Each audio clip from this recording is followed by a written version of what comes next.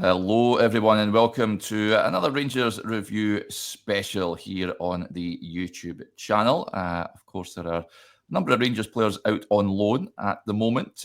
Two are doing pretty well at St Andrews for Birmingham City, and it brings me great joy to say that we're joined by Matthew from the We Are Birmingham podcast to give us a bit of a flavour and insight into how the duo have been performing. First of all, Matthew, thank you for coming on. No problem at all. Big Birmingham City fan, you must be pleased with how the season's unfolding for you guys. I know you spent big in the summer. It looks like you're heading back into the Championship at the first time of asking.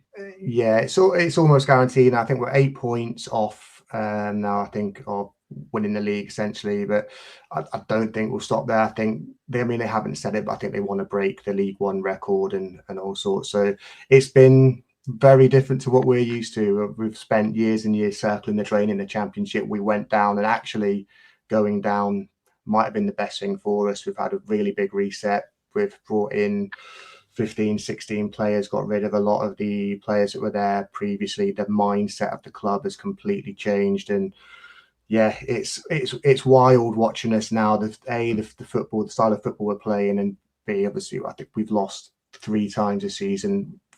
5 if you count the Newcastle game in the FA Cup and the Fulham game in the League Cup. So it's, not used to it. I think we've just broken the record for most wins in the season for the club as well, 36 or 37, I think, something like that. So it's surreal. I'm kind of getting used to it now. But yeah, we're closing in on the title, and then the EFL trophy, the much maligned tin pot EFL trophy that we're in the final against Peterborough in a week or so. So looking forward to going to that as well. So hopefully we can do the double, albeit not the proper double. So. Yeah, you're taking about 40,000 odd down there, aren't you?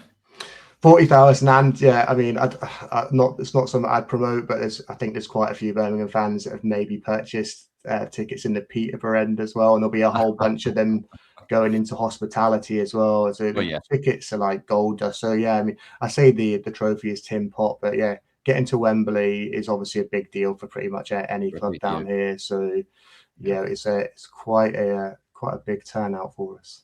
Yeah. Actually, I also did a bit of commentary for Bolton Wanderers. We had a good day out down at Wembley, and that trophy went to Papa John's trophy a couple of seasons ago, and it was absolutely fantastic. So I'm sure it all depends on the result, of course, but I'm sure that you'll get the better of Peterborough. I hope so. Could have been Wrexham. I'm sure that's what the organiser were hoping for. But absolutely, for a long time, it got to a point where it's like, whatever happens here, Wrexham are going to get a penalty in the last minute or something. We just felt like that's all it was. They were just gunning for having these two bigger clubs, the Hollywood final down there. But I found it quite amusing when Wrexham lost, actually, because they looked comfortable in that game for long periods. But there we go. Yeah. So, like you say, you spent a bit of money in the summer, splashed the cash, of course, with the owner looking to not only return to the Championship, but I'd imagine you guys will be looking to return to the Premier League next season. But 2 loan signings that have come in, Ben Davies at the start of the season and Kieran Dowell in the January window, Matthew. We'll touch on Davies first of all. He's been pretty much an ever-present, hasn't he, in the back line for Birmingham? How's he performed so far? He has. Well, I'll just say it's funny you come to me after yesterday's game against Bristol Rovers, because the pair of them probably had their worst showing in a Birmingham shirt. But to be fair, last night there was quite a few other players that were culpable as well. There was only maybe 2 or 3 players that put in really good performances. We really struggled last night for whatever reason it was. Maybe the pitch. Bristol Rovers got really physical with us, pressed us quite high, and we looked uncomfortable, and that's only happened 3 or 4 times this season. And Davies was from the off didn't look particularly happy the back there. But put that in isolation, he has been really, really good for the majority of the season. We've had, I think, 15 or 16 clean sheets now. He's built up a really, really good partnership with Christoph Clara. Obviously, as you know, Davies is a left footer, and Clara's the right footer, so there's a bit of balance there in the back four, which I think they like when, obviously, we're a team that plays out from the back. We have a lot of the ball, 70% possession, 75% possession in a lot of games. I will say that outside of about maybe 5 or 6 games this season, they've not had an awful lot of defending to do. We dominate the ball in the opposition half. In fact, at the weekend, we played Shrewsbury. We had more touches in their box than they did in our half half. So it gives you an idea of what some games are like. Davies' pass accuracy has been around sort of the 85 to 88% mark. It's around 70 to 80 passes a game. I think his average is around 75. Clearances, I think 5 or 6. Headers around the six, sort of the same. My issue with Davies was maybe more to do with the fact that he wasn't more dominant in the opposition box or in our set pieces. But at the weekend, he scored, funnily enough, from a Kieran Dowell free kick. So that was good to see. I see he's got a good range of passing. You'll find we'll switch, whilst we do play out from the back, short passes and try to play through the thirds. Every now and then, either Clara, Davies or our keeper all play diagonal balls up to either one of the wingers or one of the fullbacks that's push forward. And that's been quite a useful attacking option for us playing that way. Certainly if you want to try and negate the press and go over the top. His range of passing has been really, really good, and he's been really, really calm playing alongside Clara. Clara's probably our player of the season. But as I say, they've not had an awful lot of defending to do in a lot of games. Now, whether or not we would look to sign him permanently in the summer, I don't know. We've already signed a German centre-back called Philipp Neumann, who is quite sought after from the Bundesliga 2. So we've got him on a pre-contract agreement. Although he's a right footer, he has been playing on the left side of their defence, so it's a high possibility that he'll come in and play that side as well. And he is very, very quick and physical, which is something that we may have lacked a little. So as you'll know, Davies, whilst he is fairly big, he's not the most physical player. Dominating. No. When we come up against the more physical teams, which has been rare this season, more physical than us, he has looked a little bit nervous. Last night was one of those. Bolton a few weeks back was another one. And that was the only time that the team and Davies themselves have looked a little bit uncomfortable. But I think I like having a left footer there because it adds balance to the back four. He's got a history of playing exceptionally well in the Championship with Preston North End. His resume, it's obviously quite impressive, and he's played a lot of games in the Championship. He's obviously 30. Was he 31 now? Is he? I think. Yeah, he's getting on a bit. Yeah. So whether or not they want to go younger, or whether they want to keep him for Championship experience, I don't know. So potentially we might look to sign him up permanently. I wouldn't. I mean, I think he's on quite a big wage with you guys as well, because obviously he went from Preston North End to Liverpool, and then went from Liverpool to you guys. So I'm going to make the assumption that we're only paying maybe a percentage of his wages at the moment, and not all of them. Obviously, in the Championship, I think revenue will be a little bit more, and we have quite good revenue now anyway for all the extra sponsorships and things we've put in place. Yeah, I'm kind of on the fence whether I'd take him permanently. I do like him, and he has played well, but my question is always, can we go out and sign somebody better? Yeah.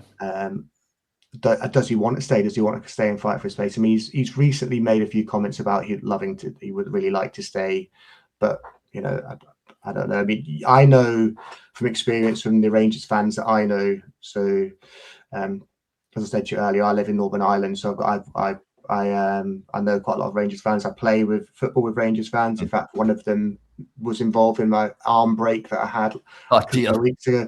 So yeah, he didn't do it on purpose. He was just involved in the clash of, and I fell very awkwardly. But dearie me. So yeah, and everybody that I've spoken to, there's very rarely had a good thing to say about Davies. Is quite nervous, makes mistakes, etc. Is that your outlook on it as well? Yeah, I quite like him in a way. He's not used to the physical. When you go to places in Scotland that where it's a physical, demanding forward line that you come up against, then at times he has struggled.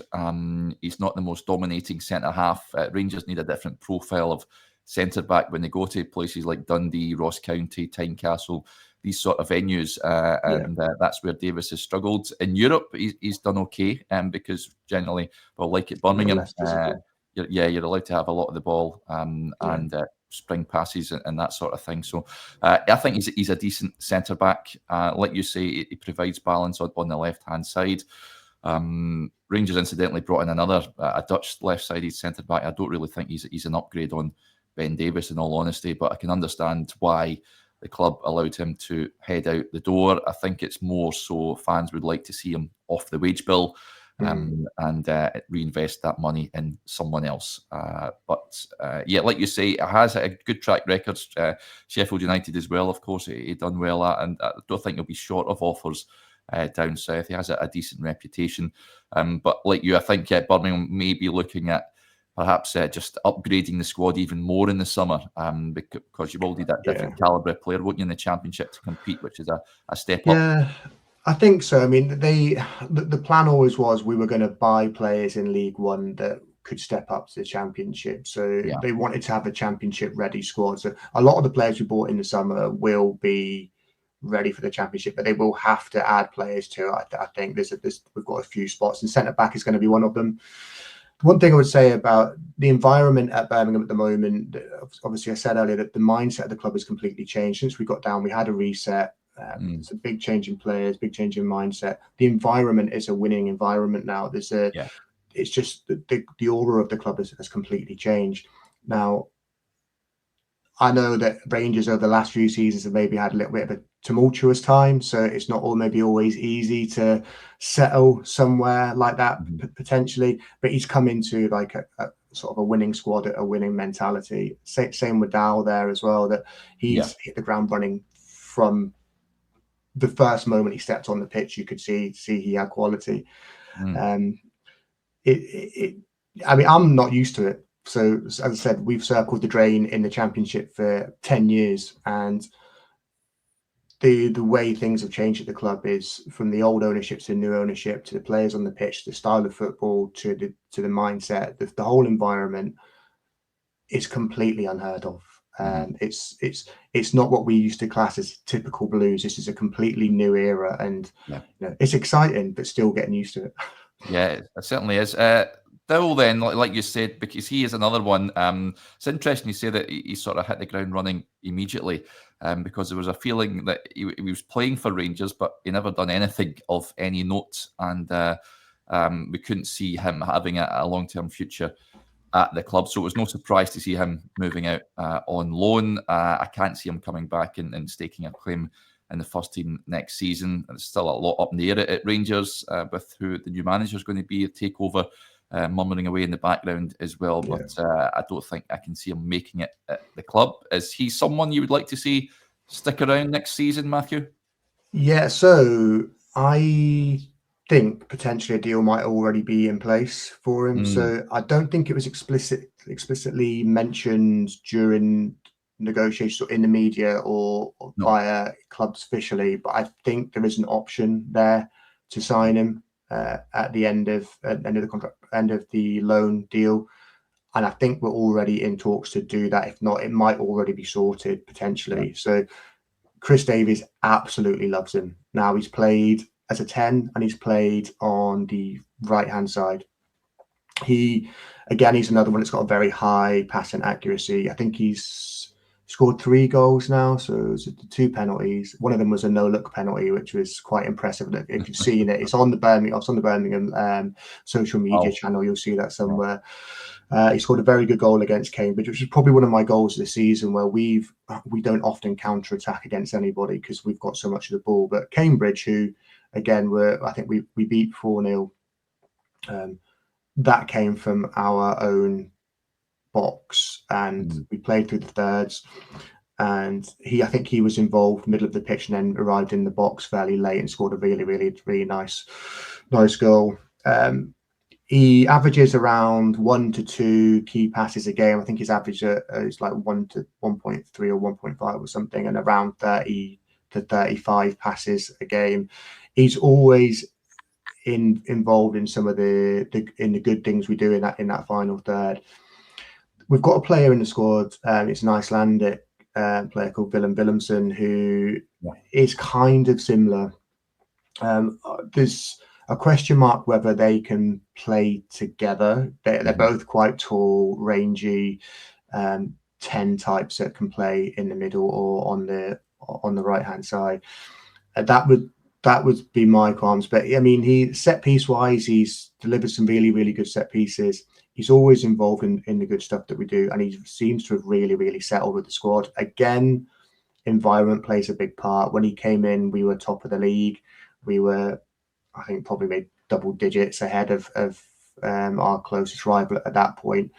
We needed an extra body in that final third for creativity. We were all screaming out for a winger, but when they brought Dowell in, there was just like, well, he's more of a 10 type. He's not particularly quick.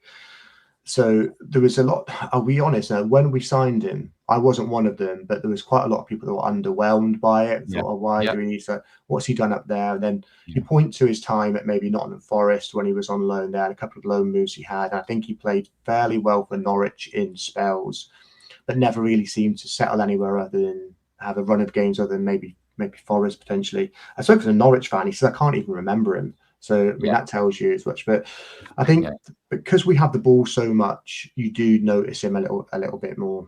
He is definitely a player I would like to sign.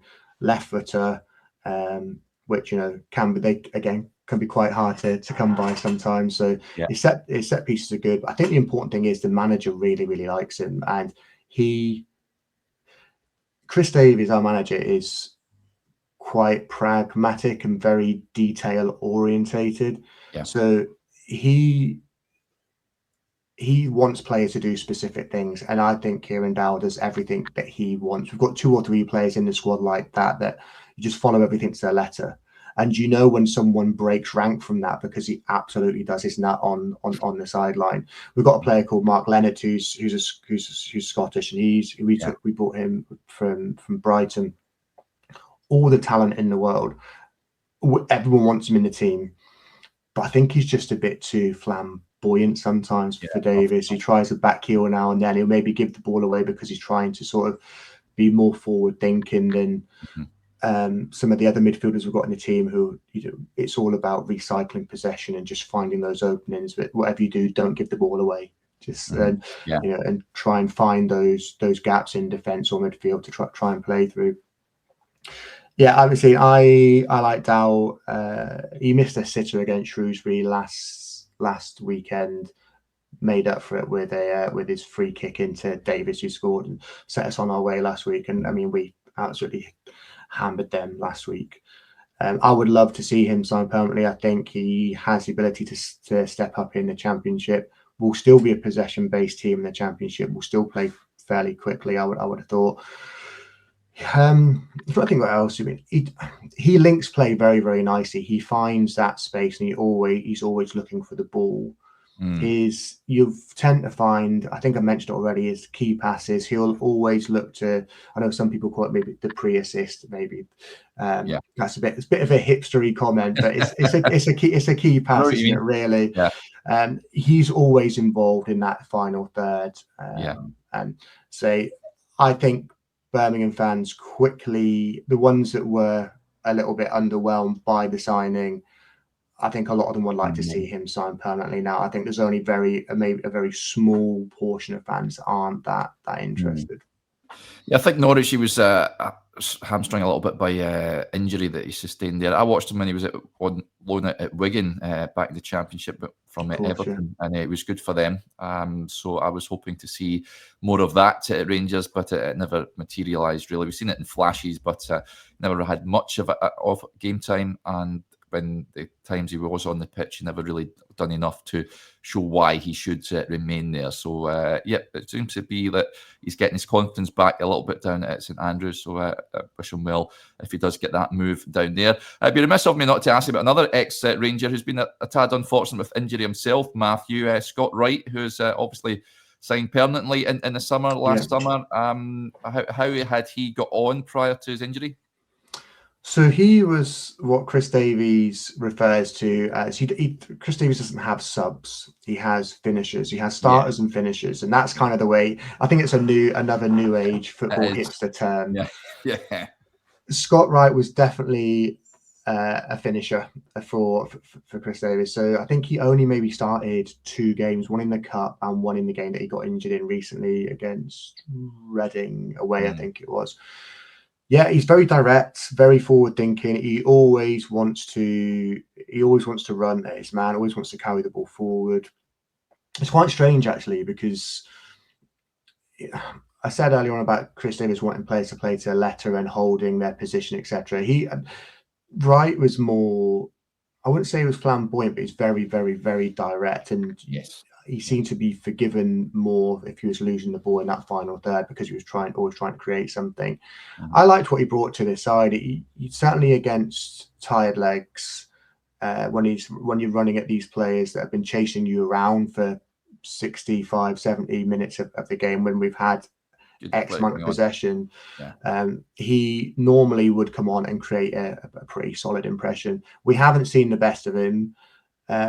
His injury is quite bad from what I understand, so I think there's a good chance we probably don't see him until maybe the turn of maybe the end of next season, or sort of maybe December time, January time. So he's going to be out for quite a while. I think he's going to be out for the best part of a year, unfortunately. So, and by that point, there's a high possibility that we're probably going to bring in another couple of wingers. I think we have to. The other winger that one of the other wingers we signed, Emil Hansen, from Holland, he has just been plagued with injuries. Again, he didn't appear on the bench last night. It turns out he's injured again.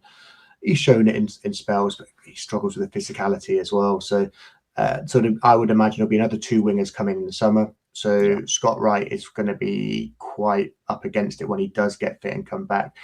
But I like him. I like what he brings. He's got a bit of pace, a bit of directness. I think he strikes fear into defenders. Certainly in League One, might not be the case in the Championship, but no, he was all right, and it's very, very unfortunate because you want to see him do well, because he seems like he's a good lad.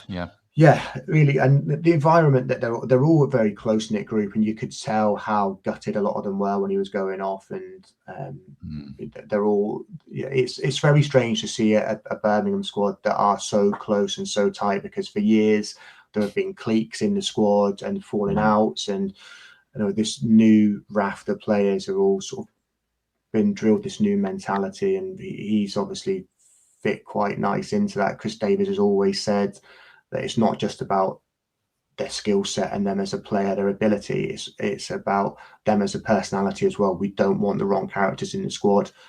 And you'll find all these people that had rumours around their character in the past, and this season they've disappeared. They've gone. They've been sold. They've been loaned out. No matter how good they are, they've been moved out. So you can have all the talent in the world, but if you haven't got the right character or mindset, then we're not going to sign you. So Wright fell into the positive aspect of that, and obviously Chris Davies really, really liked him. He said he remembered him from his time, because obviously Davies was assistant to Brendan Rodgers up in Celtic for some time. And he purposely wanted Scott Wright from previously playing him in the SPL. He's one player that had always impressed him, so that was why a lot of our signings go through the sort of recruitment director of football model. That was a Chris Davies signing, and I think the Kieran Dowell one was as well, from my understanding. Yeah, interesting stuff. Well, it's been great having you on, Matthew. If people want to know more about the Mighty Blues, how can they find the great work that you guys do? So we are the We Are Birmingham podcast. You can find us at We Are Birmingham. We're on all the normal podcast channels, so Spotify. We're on YouTube. We actually go live this evening. I think it's 8:30, depending on whether my kids go to bed on time. I've got 4 daughters, and It's Wednesdays always a day when they decide they want to be like off the scale, right? So you can find us there. You can get me on Twitter at MatthewBlue1875. That's also on Blue Sky as well. It seems to be quite a few people migrating that way at the moment. So so I say I know quite a lot of Rangers fans. I grew up in Corby Town in the Midlands, and I now live in Northern Ireland. So I'm very used to a Rangers and Celtic divide and all the places I've lived. So yeah, I always keep an eye on the SPL to see how you guys are doing. So good luck to the rest of the season for you guys. We want Barry Ferguson to do well as well. Well, so yeah, I was going to ask about. I mean, Barry's doing the business at the moment in charge. He's well liked, isn't he, given his exploits down at St Andrews back in his playing days. Yeah, it's another funny one actually. I remember when Alec McLeish signed him, and there was quite a lot of people that didn't really understand how good Barry Ferguson was from a technical point of view.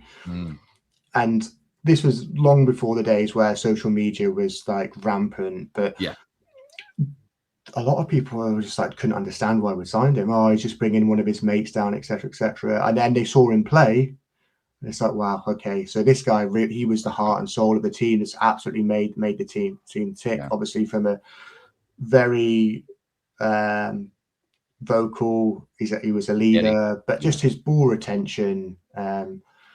You might remember his like pat on the head of Jack Wilshere. Was it Jack Wilshere when he was crying when we scored in the final of the Carling Cup as well. So Barry Ferguson is loved by everybody here. Certainly everybody that understands the game of football. And I wish him well at Rangers. I hope he does the business for you guys. Do you think that might be one you guys do permanently?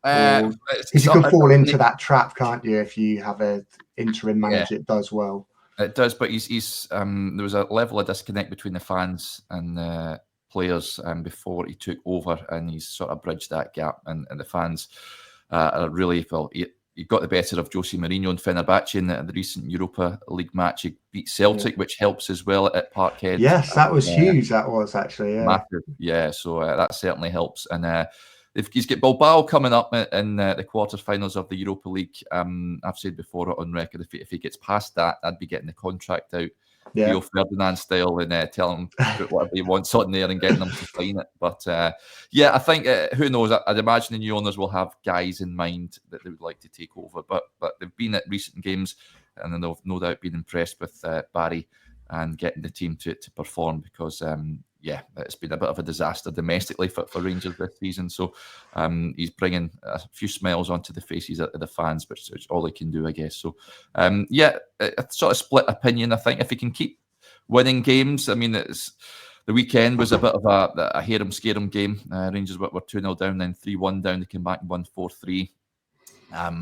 Defensively, they're a bit of a car crash at times, but if you can try and get that fixed, I think that's a summer job, really. But just got Ben Davies in there, I think, potentially.